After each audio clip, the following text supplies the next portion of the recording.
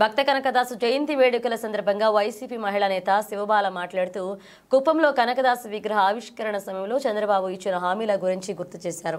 గురవయ్యలకు, గుడికట్ల పూజారులకు గౌరవ వేతనం ఇస్తామని, గొర్రెల కాపరులను, పింఛన్లు, టీటీడీ బోర్డు మెంబర్గా కురబలకు అవకాశం ఇస్తామని హామీ ఇచ్చారన్నారు.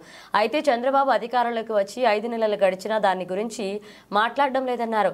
వచ్చే కనకదాసు జయంతిలోగా ఇచ్చిన హామీలను నెరవేర్చుకోవాలని ఆమె డిమాండ్ చేశారు.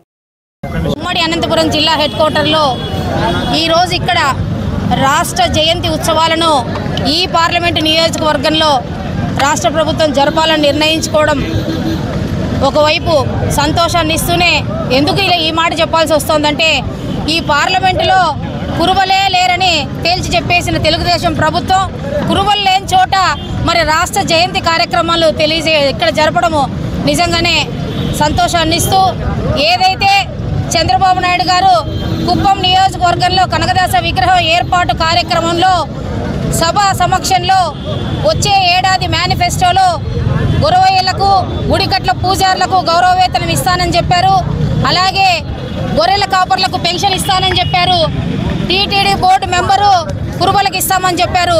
మరి ఇంతదాకా దాని గురించి అత్తాపత్తా లేదు. అది ఏమైందో కూడా మరి తెలీదు. మరొకసారి ఈ జయంతి సందర్భంగా ఆయనకు ఒక్కసారి ఈ జిల్లాలో, ఉమ్మడి జిల్లాలో కానీ లేదా రాయలసీమలో కానీ ఉన్న కురుబలందరి సమస్యలు కూడా గతంలో మొట్టమొదటిసారిగా మరి జగన్మోహన్ రెడ్డి గారు ముఖ్యమంత్రి అయిన వెంటనే మన సోదరులు శంకర్ నారాయణ గారు మంత్రిగా ఉన్నప్పుడు మొట్టమొదటిసారి, అంతకుముందు సంఘం ఆధ్వర్యంలో జరుపుతున్న కనకదాస జయంతి కార్యక్రమం మొట్టమొదటిసారి ఇదే అనంతపురం నడిబొడ్డులో ఇదే విగ్రహం ముందర అధికారికంగా ఆర్ట్స్ కాలేజ్ గ్రౌండ్లో అంగరంగ వైభవంగా జరిగింది. ఆనాటి నుంచి మొదలు అంతకుముందు అధికారికంగా ప్రకటించడం అనేది ఇంతవరకు ఎప్పుడు జరగలేదు.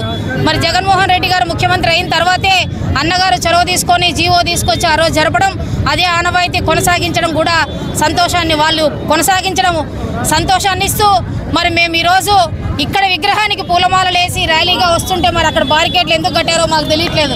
మొట్టమొదటిసారి ఇన్ని సంవత్సరాలలో ఈ కురుబ చరిత్రలో, ఎందుకంటే మా కుటుంబ సభ్యులతో పాటు చాలామంది ఇక్కడ పార్టిసిపేట్ చేసాం, అంగరంగ వైభవంగా కార్యక్రమాలు జరుపుతున్నాం. కానీ మరి బారికేడ్లు ఏంటో మరి మాకైతే తెలియట్లేదు, ఎందుకు కట్టారో తెలియదు. మరి వాళ్ళకే తెలియాలి ఎందుకు కడుతున్నారు. ఏదేమైనప్పటికీ మంత్రి గారికి, ఎంపీ గారికి, మరి మిగతా వాళ్ళకు కూడా ఒకటే విన్నవిస్తున్నాం. ఇందాక మా పెద్దలందరూ చెప్పినట్టుగా వచ్చే జయంతిలోగా ఈ వాళ్ళు ఇచ్చిన మాట ఏదైతే ఉందో దాన్ని నిలబెట్టుకోవాలి.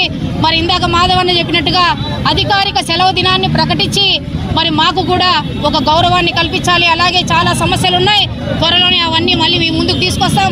ఇప్పుడు గెలిచిన వాళ్ళు కూడా బాధ్యతగా తీసుకొని అవన్నీ నెరవేర్చాలని చెప్పి మరొకసారి తెలియజేసుకుంటూ అందరికీ కనకదాస జయంతి శుభాకాంక్షలు తెలియజేసుకుంటాం.